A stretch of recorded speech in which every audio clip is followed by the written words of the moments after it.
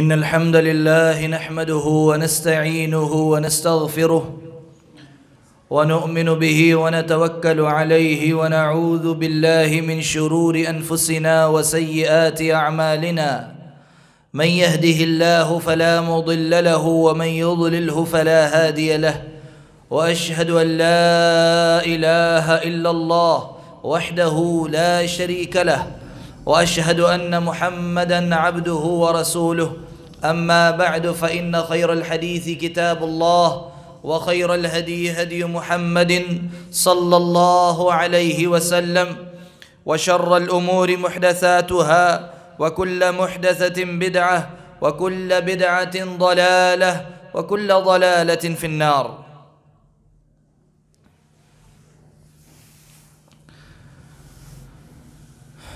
قال الله جل وعلا في كلامه المجيد: أعوذ بالله من الشيطان الرجيم بسم الله الرحمن الرحيم اقرأ باسم ربك الذي خلق خلق الإنسان من علق اقرأ وربك الأكرم الذي علم بالقلم علم الإنسان ما لم يعلم.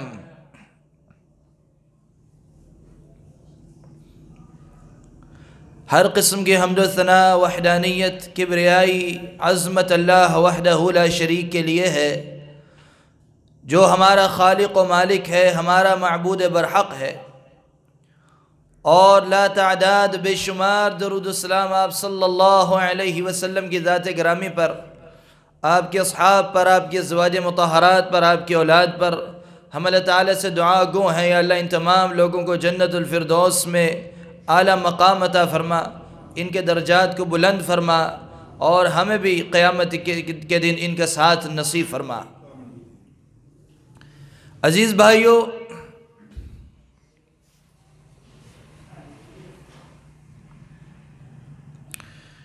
آج ہم ایک بڑی دلچسپ اور اہم حدیث مبارکہ کے اوپر گفتگو کریں گے، جس میں پہلی اور دوسری وحی کے بارے میں تذکرہ کیا گیا ہے کہ پہلی وحی کیسے نازل ہوئی اور دوسری وحی کیسے نازل ہوئی، دونوں کی تفصیل اس حدیث مبارکہ میں موجود ہے. صحیح بخاری کی یہ 3 نمبر حدیث ہے. اسے روایت کیا ہے ام المؤمنین عائشہ رضی اللہ عنہا نے. روایت کچھ یوں ہے: عن عائشة ام المؤمنین انہا قالت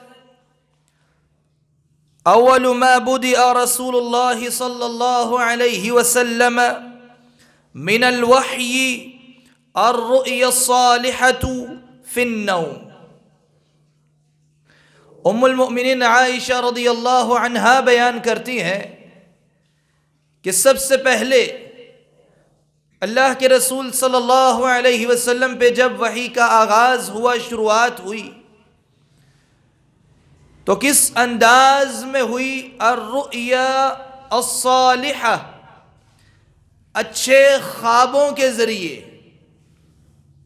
سوتے ہوئے اچھے خوبصورت خوابوں کے ذریعے وحی کا آغاز ہوا.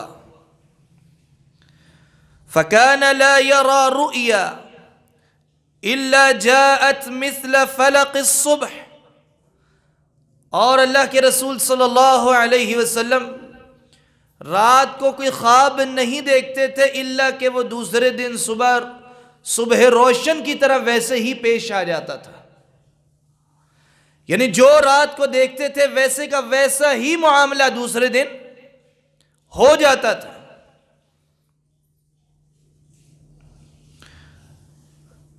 اب یہاں رک کے ایک نقطہ سمجھنا ہے.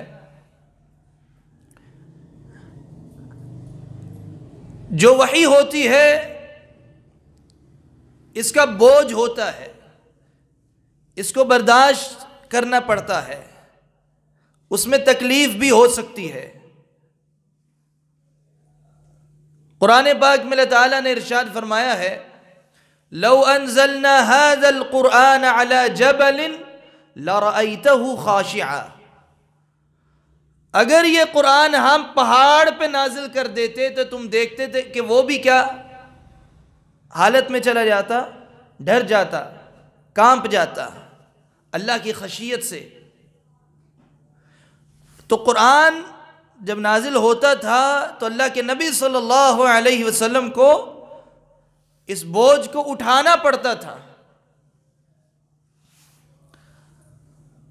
تو اس لیے شروعات میں ایسی صورتیں تھیں وحی کی جو ہلکی تھیں، پھر اس کے بعد آہستہ آہستہ آہستہ سخت صورتیں آ گئیں۔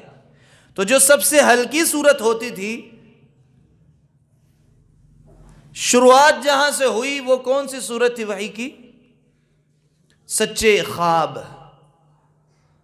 اللہ کے انبیاء کے خواب بھی وحی ہوتے ہیں، اللہ کے انبیاء کے جو خواب ہوتے ہیں وہ سچے ہوتے ہیں۔ آپ صلی اللہ علیہ وسلم جو رات کو خواب دیکھتے وہ صبح معاملہ پیش آ جاتا ہے۔ اور بھی خواب آئے ہیں قرآن پاک میں۔ یوسف علیہ السلام نے بھی ایک خواب دیکھا تھا، سورہ یوسف میں اللہ تعالیٰ نے اس کا ذکر کیا، اذ قال یوسف لأبیہ یا ابت انی رأیت 11 کوکبا۔ یوسف علیہ السلام نے اپنے والد سے کہا ہے میرے باپ، انی رأیت، میں نے دیکھا ہے 11 کوکبا، 11 ستاروں کو، والشمس والقمر، اور سورج بھی دیکھا ہے اور چاند بھی دیکھا ہے۔ اور دیکھا کیا ہے، ان میں خاصیت کیا ہے، وہ تو کوئی بھی خواب میں ہو سکتا ہے دیکھ لے، لیکن جو اہم نقطہ ہے وہ فرماتے ہیں رأیتہم لی ساجدین، میں نے دیکھا ہے یہ 11 ستارے اور سورج اور چاند مجھے سجدہ کر رہے ہیں۔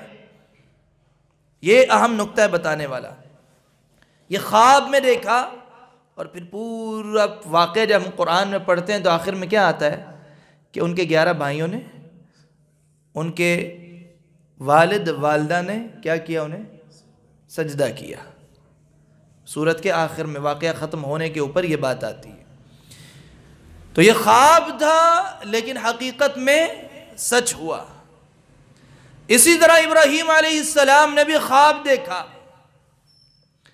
اور آگے اپنے بیٹے سے کہنے لگے انی ارا فی المنام، کہ میں خواب میں سوتے ہوئے، منام سوتے ہوئے دیکھتا ہوں، انی اذبحک فانظر ماذا ترى، میں سوتے ہوئے دیکھتا ہوں کہ میں تجھے ذبح کر رہا ہوں، فانظر ماذا ترى۔ تو ابراہیم علیہ السلام نے کہا تو غور کر، تیری کیا رائے ہے، تیرا کیا مشورہ ہے؟ تو آگے سے اسماعیل علیہ السلام نے جواب دیا قال یا ابت افعل ما تؤمر ستجدنی انشاء اللہ من الصابرین، اے میرے والد وہ کرو جس کا حکم دیا جا رہا ہے۔ اب غور کرنا ہے، دونوں باتوں کو ملانا ہے۔ اسماعیل علیہ السلام نے کہا اے میرے والد وہ کرو جس کا امر آیا ہے، حکم آیا ہے، اور حکم آیا کہاں پہ تھا؟ فرشتہ لے کے آیا تھا یا خواب میں؟ دیکھا تو خواب تھا۔ اس سے کیا معلوم ہوا کہ اسماعیل علیہ السلام کے اس جملے سے پتہ چل گیا کہ وہ جو خواب میں بھی دیکھا تھا وہ اللہ کا کیا تھا؟ حکم تھا۔ تو اللہ کے انبیاء کے خواب کیا ہوتے ہیں؟ سچے خواب ہوتے ہیں، ان میں اللہ کا حکم آ جاتا ہے، وہ وحی ہوتے ہیں۔ تو آپ صلی اللہ علیہ وسلم کی وحی کا آغاز بھی سچے خوابوں کے ذریعے ہوا۔ ام المؤمنین عائشہ رضی اللہ عنہا آغاز میں اس روایت میں فرماتی ہیں اول ما بدأ رسول اللہ صلی اللہ علیہ وسلم من الوحی الرؤیا الصالحہ، جب آپ پہ وحی کا آغاز ہوا تو کہاں سے ہوا؟ سچے خوابوں کے ذریعے۔ جو خواب رات کو دیکھتے تھے وہ صبح ویسے ہی پیش آ جاتا تھا۔ ثم حبب الیہ الخلاء، پھر اللہ کے رسول کو ایک نیا کام پسند آ گیا، یا آپ کو ایک کام کی بڑی چاہت پیدا ہو گئی آپ کے اندر، اور وہ کیا تھا؟ خلوت، اکیلا پن، اکیلے رہنا، آبادی سے دور جانا، لوگوں سے دور جانا. وَكَانَ يَخْلُو بِغَارِ حِرَاءَ فَيَتَحَنَّثُ فِيهِ وَهُوَ التَّعَبُّدُ اللَّيَالِيَ ذَوَاتَ الْعَدَدِ قبل أن ينزع إلى أهله ويتزود لذلك ثم يرجع إلى خديجة فيتزود لمثلها. فرماتی ہیں کہ آپ کو جب خلوت نشینی پسند آ گئی، پسندیدہ ہو گئی آپ کے نزدیک، تو آپ غار حرا میں کئی راتیں خلوت اختیار کرتے تھے، اکیلے وہاں جا کے کئی راتیں رہتے، اور ضرورت کا ساز و سامان اپنے ساتھ لے جاتے. جب وہ ختم ہو جاتا تو واپس آجے خدیجہ رضی اللہ عنہا کے پاس، اور پھر ساز و سامان لیتے ضرورت کا، معمولی سا جو بھی ضرورت ہوتی تھی، اور پھر دوبارہ کہاں چلے جاتے؟ غار حرا. غار حرا آج بھی مکہ سے باہر ہی آتا ہے، یعنی ابھی بھی شہر پھیلنے کے باوجود بھی وہ مکمل طور پہ شہر میں داخل نہیں ہوا. اور اس زمانے میں 1400 سال پہلے جب آبادی بہت تھوڑی ہوگی، چند گھروں پہ مشتمل ہوگی، ایسے ہی ہوگا کہ نہیں؟ 1400 سال پہلے جیسے آپ کبھی شہر سے باہر نکلیں، بعض گاؤں دیہات ایسے آتے ہیں جن میں 25 گھر ہیں، 50 گھر ہیں. وہ شہر کے مقابلے میں کتنے ہیں؟ تھوڑے سے ہیں. ہو سکتا ہے ہر بندہ اس محلے کا ہر بندے کو جانتا ہو، اتنی تعداد ہے کم. تو اس زمانے میں غار حرا کافی باہر تھا شہر سے. جو غار ثور ہے وہ ابھی شہر کے اندر ہے، لیکن اس زمانے میں وہ بھی باہر تھا. تو آپ صلی اللہ علیہ وسلم آبادی سے دور، لوگوں سے دور، ایک پہاڑ اور جس کا نام جبل نور ہے اس کے اوپر غار تھا، اور اس غار کے اندر جا کے خلوت نشینی اختیار کرتے تھے. فَيَتَحَنَّثُ فِيهِ وَهُوَ التَّعَبُّدُ، اور وہاں جا کے اللہ تعالیٰ کی عبادت کیا کرتے تھے. اب یہاں ایک اور سوال پیدا ہوتا ہے کہ ابھی تو نماز فرض نہیں ہوئی تھی، روزہ رکھنے کا حکم یا تفصیلی ذکر نہیں آیا تھا، حج، زکوٰۃ، باقی عبادات نفلی، ابھی تو کسی کا حکم یا طریقہ تفصیلی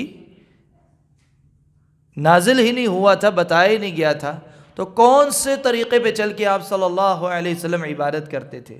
کیا اسی طرح کی نماز پڑھتے تھے؟ اس کا جواب یہ ہے کہ جو بھی طریقے اس زمانے میں رائج تھے انہی طریقوں پہ چلتے ہوئے عبادت کرتے تھے. کچھ عبادات تو تھیں، جیسے طواف تھا اس زمانے میں، تو کچھ اور شکل عبادت کی ہوگی، لیکن اس کا ذکر کہیں بھی ہمیں تفصیل سے نہیں ملتا کہ کون سے طریقے پہ چل کے آپ صلی اللہ علیہ وسلم عبادت کرتے تھے. لیکن اتنا آیا ہے کہ اللہ تعالیٰ کی عبادت کرتے تھے خالص، اور ہر قسم کے شرک سے، پہلی وحی نازل ہونے سے، یعنی اقرأ بسم ربک الذی خلق، اس سے پہلے بھی آپ ہر قسم کے شرک سے پاک تھے. کبھی بھی آپ نے جاہلیت والا کوئی کام نہیں کیا، آپ اللہ کی خالص عبادت کرتے تھے. پھر ایک دن کیا ہوا، آپ غار حرا میں تھے، حتی جاءہ الحق وہو فی غار حرا. پھر حضرت عائشہ فرماتی ہیں یہاں تک کہ آپ کے اوپر حق منکشف ہو گیا، حق سامنے آ گیا، اور آپ غار حرا میں تھے. فجاءہ الملک، اور وہ حق کیسے آیا؟ اللہ کا فرشتہ آیا. فجاءہ الملک، فرشتہ آیا. فقال اقرأ، اور آ کے فرشتے نے کیا کہا؟ اقرأ، پڑھ. فقال قلت ما انا بقاری، تو آپ صلی اللہ علیہ وسلم فرماتے ہیں میں نے اس سے کہا کہ میں پڑھنے والا نہیں ہوں. قال فأخذني فغطني حتى بلغ مني الجهد ثم أرسلني. پھر فرماتے ہیں کہ فرشتے نے مجھے پکڑا، اتنی زور سے دبایا کہ میری طاقت جواب دے گئی اور پھر مجھے چھوڑ دیا، دبا کے پھر چھوڑ دیا۔ فقال اقرأ، پھر کہا پڑھ۔ قلت ما انا بقاری، میں نے دوبارہ کہا کہ میں پڑھ نہیں سکتا، پڑھنے والا نہیں ہوں۔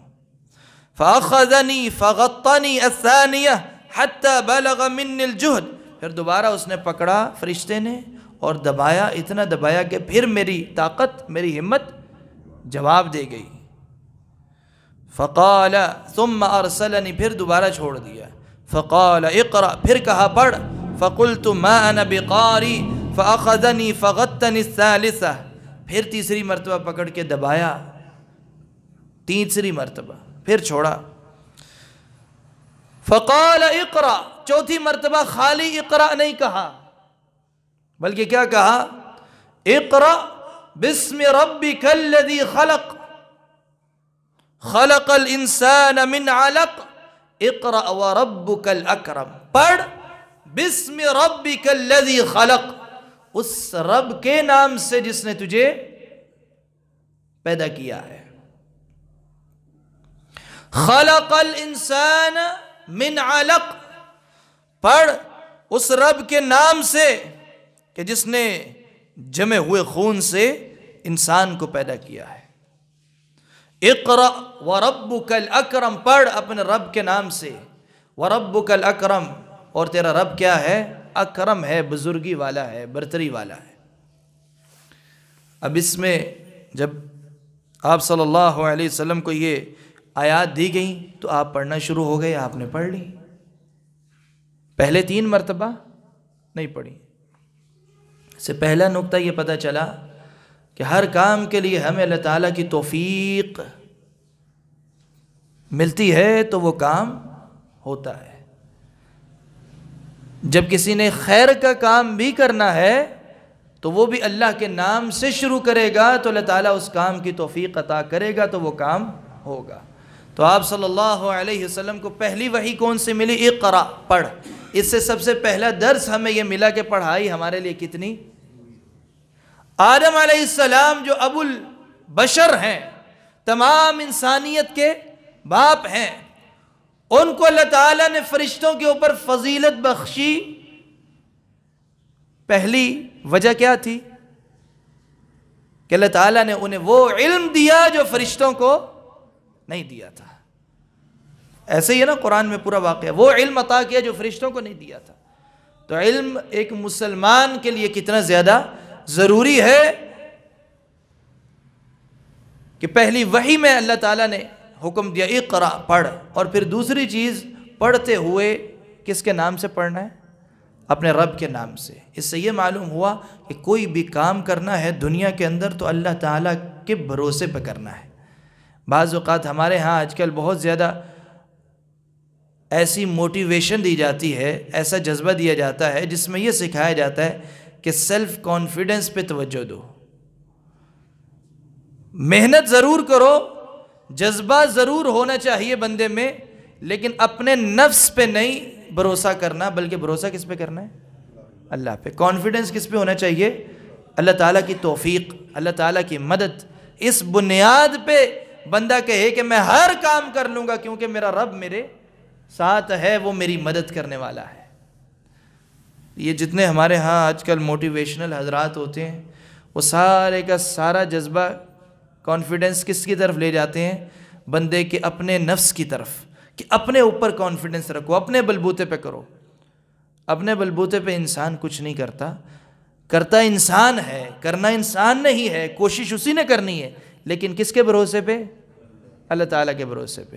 تو پہلی وحی کیا ہے؟ اقرأ بسم ربک الذی خلق۔ یہ نہیں کہا کہ اب 3 دفعہ دبایا ہے، طاقت آ گئی ہوگی، اپنے بھروسے پہ کرو، ہمت آ گئی ہے، پڑھنے کی کوشش کرو، بلکہ کیا آیت سکھائی گئی؟ پہلی اپنے رب کے نام پہ پڑھ۔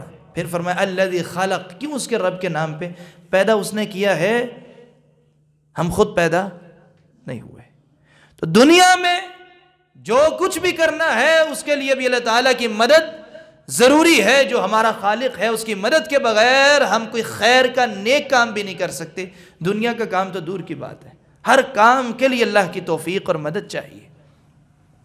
یہ 3 آیات بنیادی باتیں اس میں علم کے حوالے سے، انسان کی پیدائش کے حوالے سے، اور اس کے بعد پھر انسان پیدا کیسے ہوا اس کی طرف ایک اشارہ کیا گیا ہے، اور تمام آیات اللہ تعالیٰ کی بزرگی کے اوپر دلالت کر رہی ہیں۔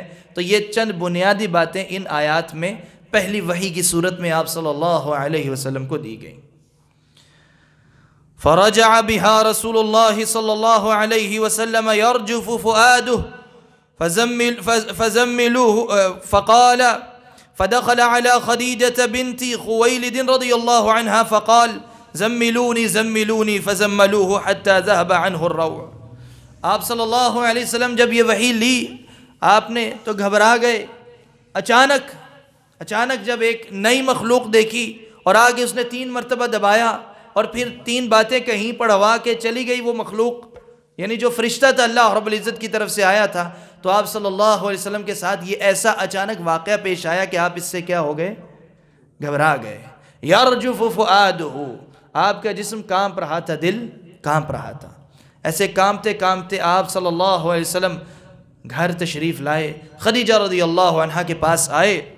فقال زملونی زمبلونی، مجھے چادر اوڑھ دو یا لحاف یا چادر اوڑھ دو، 2 مرتبہ فرمایا۔ فزملوہ حتی ذہب عنہ الروع، تو آپ کو لحاف یا چادر اوڑھ دی گئی حتیٰ کہ وہ جو کپکپی تھی وہ آہستہ آہستہ جاتی رہی، ختم ہو گئی۔ اس سے یہ بھی معلوم ہوا جب بندے کو خوف ہو تو بندہ کہاں بھاگتا ہے، کہاں جاتا ہے، کہاں لوٹتا ہے۔ انسان کو عام طور پہ جب کوئی خوف ہوتا ہے تو کہاں جاتا ہے؟ گھر جاتا ہے۔ اور خوف کو کم کرنا ہو بندے کے اندر، خوف کو کپکپی طاری ہو، خوف طاری ہو، رعب طاری ہو، ڈرا ہوا ہو، تو کیا کرنا چاہیے؟ اس کو کوئی چادر اوڑھ دینی چاہیے۔ فقال لخدیجہ واخبرها الخبر، تو خدیجہ رضی اللہ عنہا سے جب گفتگو شروع کی تو پورا معاملہ، پورا پیش آنے والا واقعہ بیان کر دیا، اور ساتھ ہی ایک جملہ کہا، اور یہاں سے بڑی اہم سیکھنے کی باتیں شروع ہو رہی ہیں۔ کہنے لگے لقد خشیت علی نفسی، کہ مجھے اپنے نفس کے اوپر اپنی جان کا خطرہ محسوس ہو رہا ہے، کہ میری جان خطرے میں ہے، مجھے یہ محسوس ہو رہا ہے۔ یہ کس نے کہا؟ اللہ کے رسول صلی اللہ علیہ وسلم نے۔ جب آپ کو تو پتہ نہیں تھا مجھے نبوت مل رہی ہے، مجھے تو اتنا بڑا اعزاز مل رہا ہے، اور یہ جو آنے والا تھا یہ اللہ کا فرشتہ تھا، آپ کے ساتھ تو پہلی مرتبہ اچانک یہ واقعہ پیش آیا، تو آپ نے اس گھبراہٹ کے عالم میں کیا کہا؟ لقد خشیت علی نفسی، کہ مجھے اپنی جان کا خطرہ ہے۔ اب جواب میں جو خدیجہ رضی اللہ عنہا نے کہا وہ اصل سمجھنے والی باتیں ہیں، اور اس سے پتہ چلتا ہے کہ ایک عقل مند عورت، بصیرت والی عورت، اچھے کردار والی، اچھے اخلاق والی عورت کا کردار کیسا ہونا چاہیے اپنے خاوند کے ساتھ، اور بیوی خاوند کی تائید میں یا سپورٹ میں زندگی کیسے گزارنی چاہیے۔ خدیجہ رضی اللہ عنہا نے جواب دیا، فقالت خدیجہ کلا، ہرگز نہیں، یعنی جو آپ کہہ رہے ہیں یہ ہو ہی نہیں سکتا، کہ آپ کی جان کو کوئی خطرہ ہو یا آپ ضائع ہو جائیں، یہ ہو ہی نہیں سکتا۔ واللہ ما یخزیک اللہ ابدا، کلا کہہ کے انکار کر دیا سرے سے کہ یہ ہو ہی نہیں سکتا کہ آپ کو کوئی نقصان ہو۔ پھر کہا واللہ، اللہ کی قسم، اتنے یقین کے ساتھ جذبہ اور حوصلہ دیا، ما یخزیک اللہ ابدا، اللہ تعالیٰ آپ کو کبھی بھی ضائع نہیں کرے گا، کبھی بھی رسوا نہیں کرے گا۔ تو خدیجہ رضی اللہ عنہ نے کس بنیاد پہ کہہ دیا؟ انہیں بھی تو نہیں پتا تھا کہ یہ اللہ کا فرشتہ ہے یا آپ کو نبوت مل رہی، انہوں نے کس بنیاد پہ کہا؟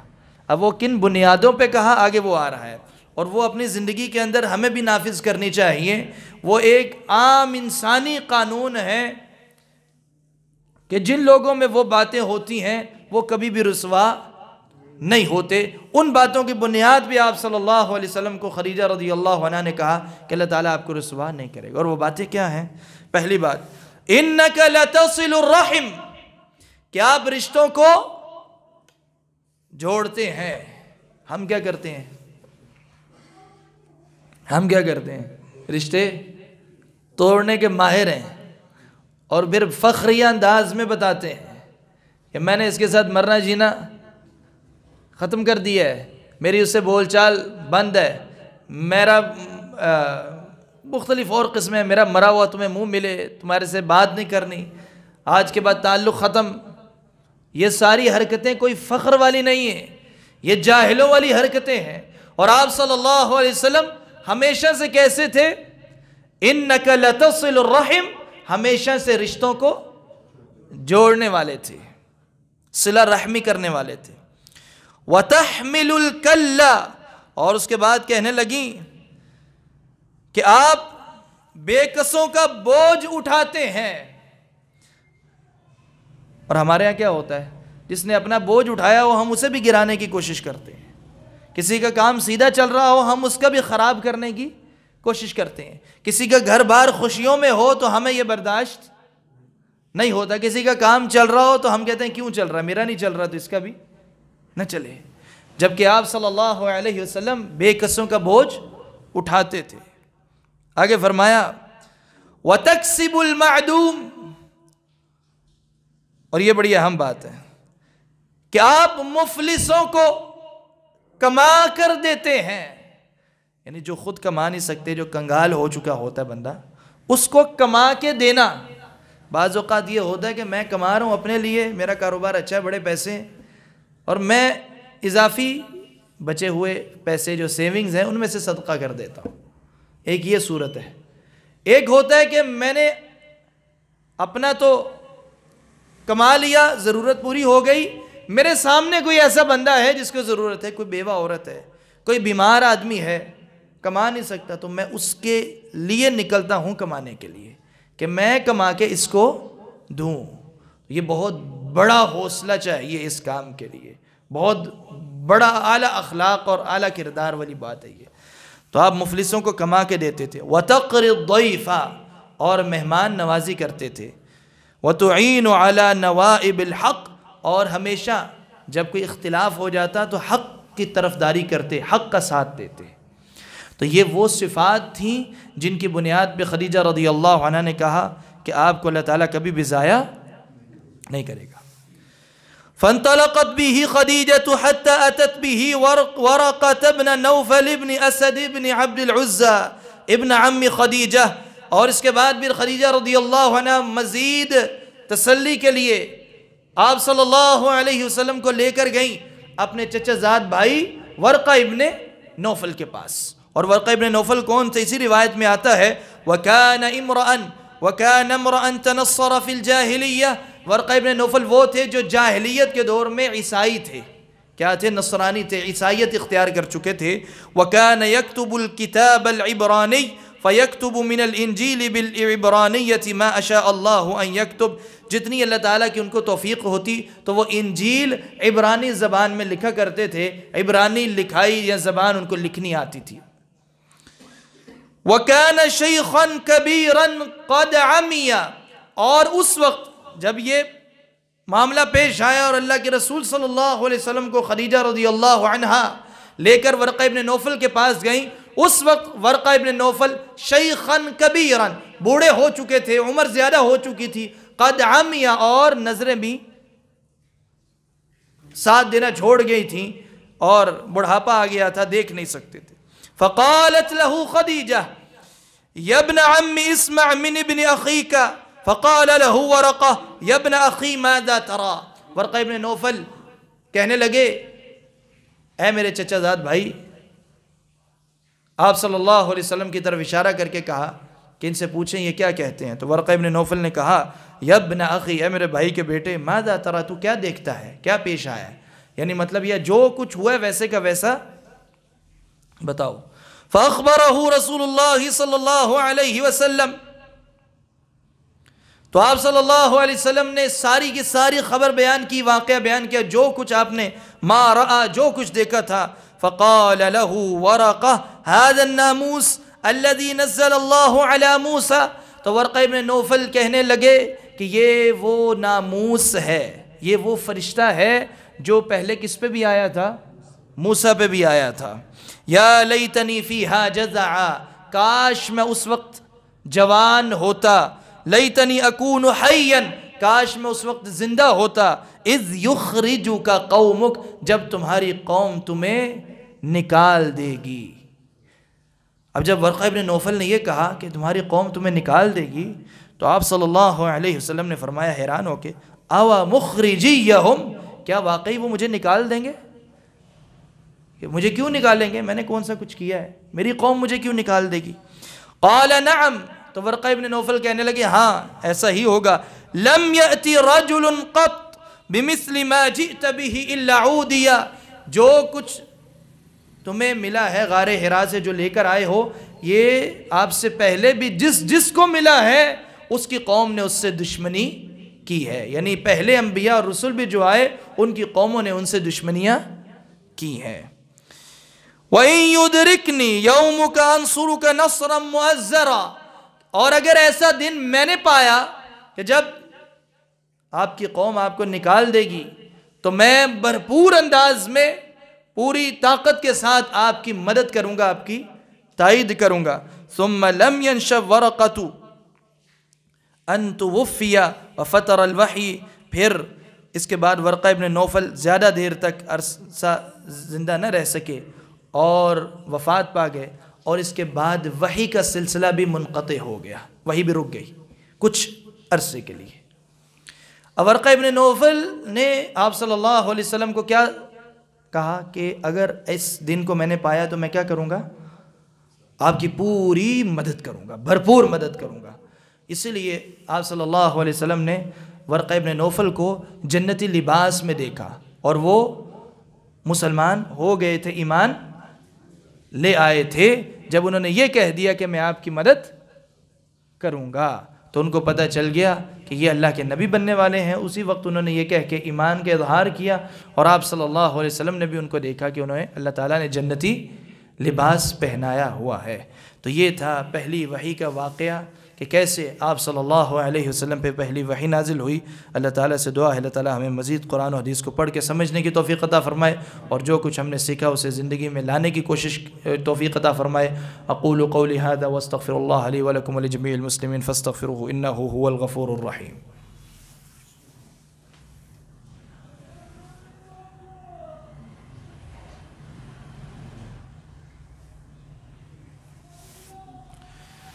الحمد للہ وحدہ والصلاة والسلام علی من لا نبی بعدہ اما بعد. پہلی وحی کے نازل ہونے کے بعد وحی کا سلسلہ مسلسل جاری نہیں رہا، بلکہ کچھ عرصے کے لیے وحی رک گئی. کچھ عرصے کے لیے وحی کا سلسلہ منقطع ہو گیا، اور اس کے اندر یہ حکمت تھی کہ آپ صلی اللہ علیہ وسلم میں وحی کی خواہش بڑھ جائے، وحی کی چاہت بڑھ جائے. جب آپ کو پتہ چل گیا کہ مجھے اللہ تعالیٰ نے، مجھے اللہ رب العزت نے نبوت عطا کی ہے، اتنا بڑا مقام عطا کیا ہے، تو اس سے گھبرانے کی ضرورت نہیں، تو آپ کے اندر وحی کی چاہت اور بڑھ گئے. تو اس لیے کچھ عرصے کے لیے وحی رک گئی، اور پھر کچھ عرصے کے بعد دوسری وحی نازل ہوئی، اور پھر لگاتار وحی کا سلسلہ جاری رہا. تو یہ انشاءاللہ دوسری وحی کا واقعہ ابھی جاری ہے. اسی حدیث مبارکہ کا ایک حصہ رہتا ہے جو اگلی مجلس میں ہم بیان کریں گے، اگلے خطبہ جمعہ میں بیان کریں گے. اللہ تعالیٰ سے دعا ہے اللہ تعالیٰ ہمیں ہر خیر کے کام کو مکمل کرنے کی توفیق عطا فرمائے، اور جو کچھ ہم سنتے ہیں اللہ تعالیٰ اس پہ عمل کرنے کی توفیق عطا فرمائے. اللہ رب العزت ہمیں قرآن و حدیث کے اوپر تدبر اور غور و فکر کرنے کی توفیق عطا فرمائے۔ اللہ تعالی ہمارے عقائد کی اصلاح فرمائے، صحابہ کرام کے منہج کے اختیار کرنے کی توفیق عطا فرمائے، ان کے راستوں کے اختیار کرنے کی توفیق عطا فرمائے، اور ہر قسم کی بدعات اور خرافات سے بچائے۔ ربنا آتنا فی الدنیا حسنۃ وفی الآخرۃ حسنۃ وقنا عذاب النار۔ ربنا ظلمنا انفسنا وان لم تغفر لنا وترحمنا لنكونن من الخاسرین۔ ربنا تقبل منا انك انت السميع العليم وتب علينا انك انت التواب الرحيم۔ سبحان ربك رب العزة عما يصفون وسلام على المرسلين والحمد لله رب العالمين۔